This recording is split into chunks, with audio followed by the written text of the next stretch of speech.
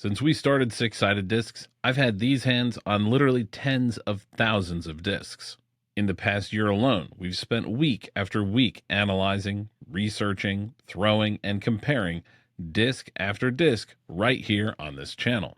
And after all of that, it's become increasingly uncommon for me to come across something that actually looks or feels truly different. But Loft Discs has delivered not one, but two.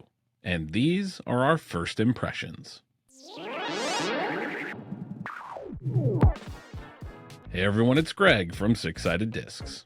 Hailing from Denmark, Loft Discs took a unique approach and launched their first two discs, the Hydrogen and the Borium, via the crowdfunding site Kickstarter.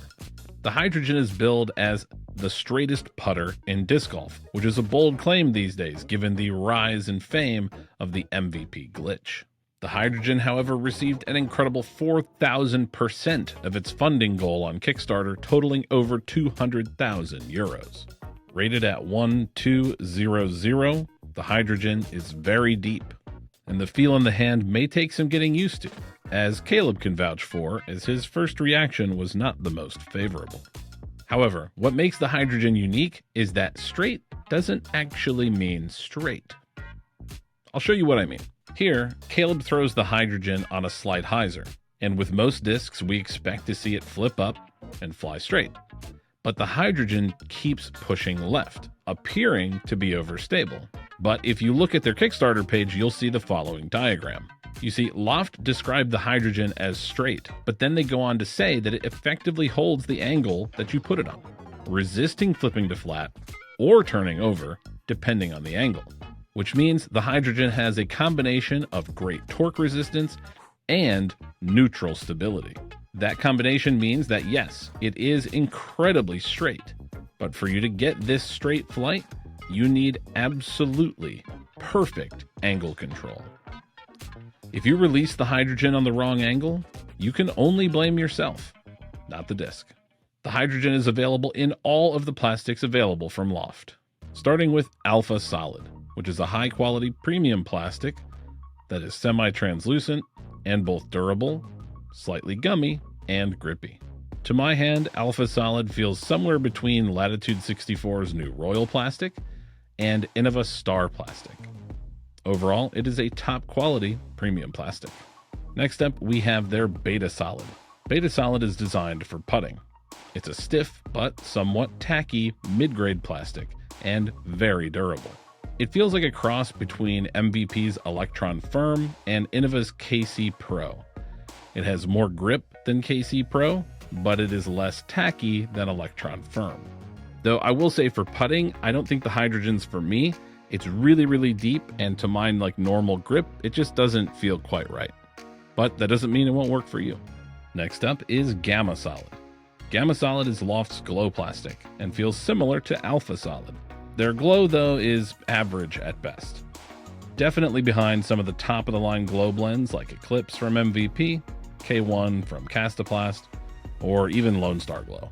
Finally, we have not so much another plastic, but a visual effect in Alpha Solid, which is called Supernova. Supernova has additional colors mixed in to create an explosion-like effect of colors spreading out from the center of the disc. Before we move on to more discs, let's talk about how Loft names those discs and how those names relate to stability. As you may have already noticed, all of their discs are named after elements on the periodic table, but they aren't just picked at random.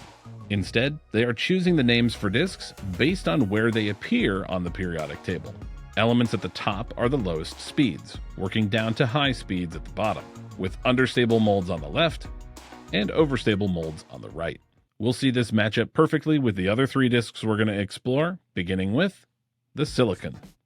The Silicon is an overstable midrange, rated at 5403, located just between aluminum and phosphorus, presumably a couple future discs from Loft. It's on the slower side of the periodic table, and presumably leaves room for them to make an even more overstable midrange. Knowing their naming scheme this early in Loft's development is interesting because we can see exactly how they can build out their lineup moving forward. Anyways, I think that's enough about the periodic table for now. Let's take a look at how the Silicon flies.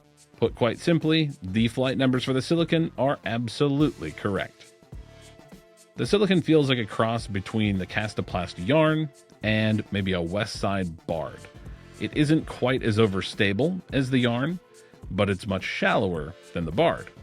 That overstability, though, brings with it a dependability that increases accuracy, like on this island hole. Or this uphill shot to a narrow landing zone. So, 2 discs down and a pair of winners so far. Let's move on to their fairway driver, the Xenon. The Xenon is rated at 9304 and described by Loft as a reliable and consistent, super overstable fairway driver. And based on where Xenon is on the periodic table, it doesn't look like they'll be making a more overstable 9-speed, as the Xenon is all the way over on the right edge. But does the flight match up with Loft's description? Yeah. It has an almost instantaneous fade, and if it catches the right angle on the ground, a big skip as well. The Xenon would certainly be plenty overstable in just about any conditions. The overall shape and feel of the Xenon really isn't too far off of the average Raptor, Firebird, or Fireball, and should fit in perfectly for that overstable fairway driver slot. Which takes us to our final and by far most interesting disc of all, the Borium. The Borium is a 14-speed driver, and before you huff and puff about 14 speeds being unusable for most players, here's a quick look at my first throw with it.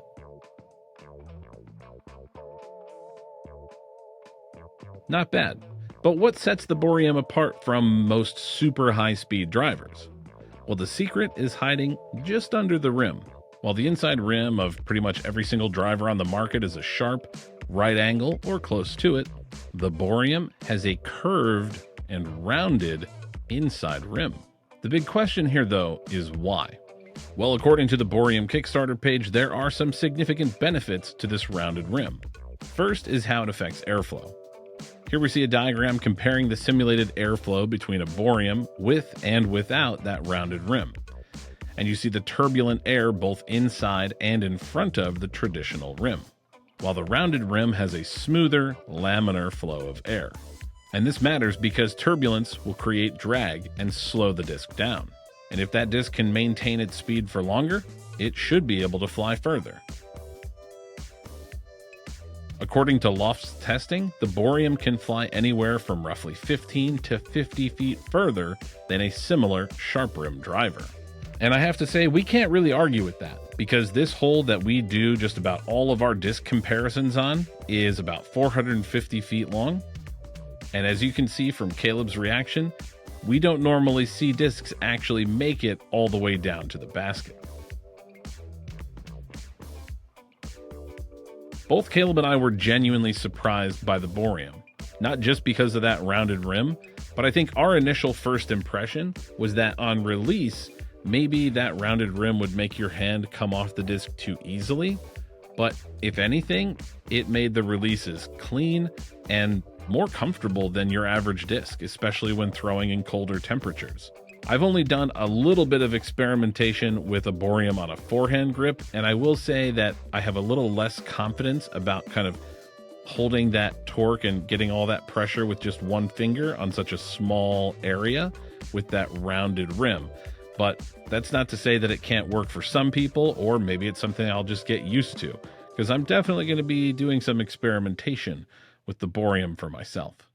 And we're clearly not the only ones to have noticed how smooth and clean and comfortable that release is, because Loft is well aware, and one of the selling points for the Borium is that you can finally throw pain-free grenades. Now, I've never thrown a grenade, but I guess maybe I can start trying now.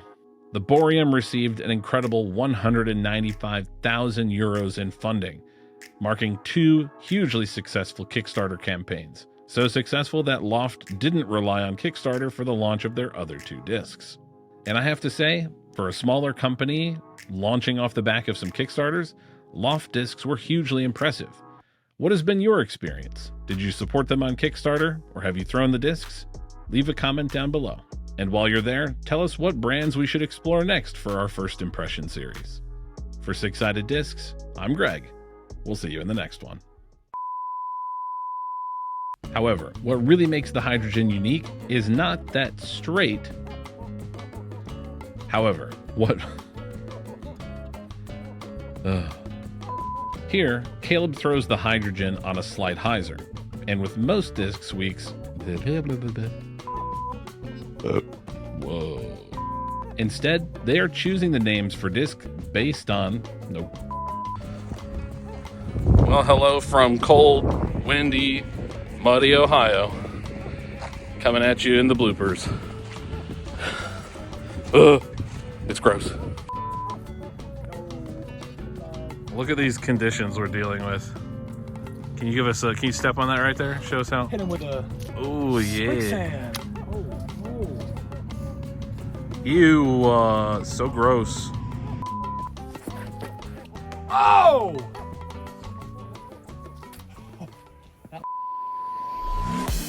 If you like this content and want to see more, please consider liking the video, subscribing to our channel, or supporting us on Patreon. Your support makes this content possible.